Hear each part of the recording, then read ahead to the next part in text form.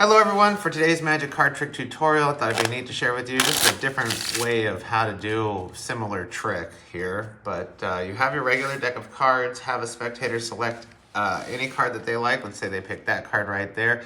They look at it and they show you. So we take their card, the Queen of Hearts, take their queen and place it somewhere in the deck, completely losing the location of their card. Now if I just give the cards a few cuts, that's one, that's two, and a magic tap, there should be one card that is now face down inside the deck. Look at that, there is one card, and wouldn't that be amazing if that were their card, the Queen of Hearts?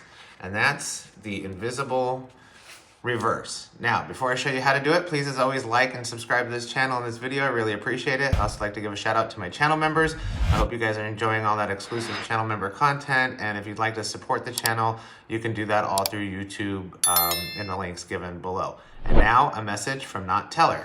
I am Not Teller, but I do want you to visit thebestmagicshop.com, where you can find some great magic tricks and accessories to add to your collection. That's thebestmagicshop.com. Okay, the invisible reverse, the tutorial. Now you're using a regular deck of cards and one gaff card. So you just have a regular deck of cards and then you have a double-backed card.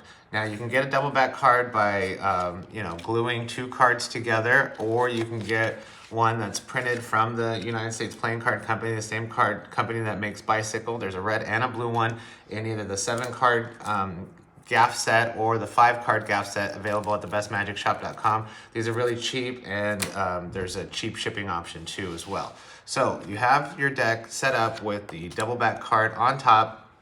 You can shuffle the cards as long as you keep that double back on top by shuffling whichever half that double back is in last. So it's in, this is my right hand, so I'll just shuffle those cards last, and that maintains this double back card on the top. Have a spectator select any card except for the top card. Let's say they pick that card right there.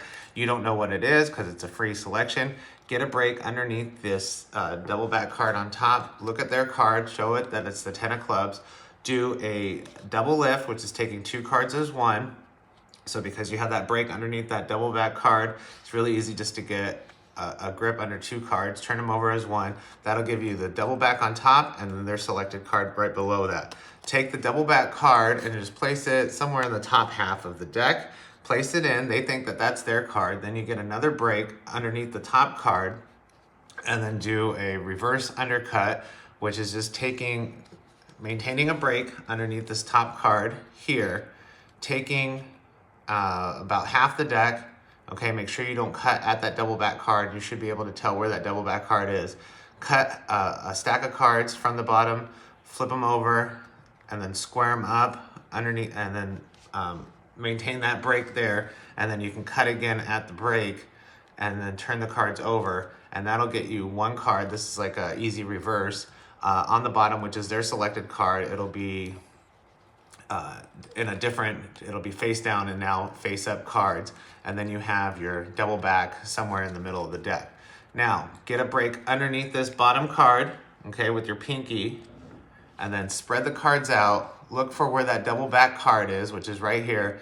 Cut the cards at the double back and then place the cards underneath that selected card that you're maintaining with your pinky break, and square up the cards. And then once you square up the cards, turn the deck over, and they'll think that that face down card was their selected card. And then you can show that it's the 10 of clubs, and you're left with the double back card on top, and you can spread the cards out that way, or even show, a normal deck of cards, just don't show this double back card right there, okay? So that's the invisible reverse. It's not too difficult to do. It seems like it's just a different way of showing a reverse card in a deck of cards, which you can use for different effects, etc.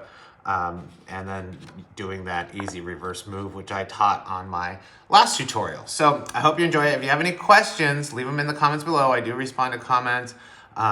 If anything's giving you trouble, or if it's not explained well to it, if you watch the video again and can't get it, and make sure, if you're not subscribed here, make sure you subscribe to the video. I really appreciate it. It helps me out. I'm at like 30,000 followers right now. I'm trying to get to 100,000, so that'll be great. And like I said, any questions, leave them in the comments. I respond, and I'll see you next time.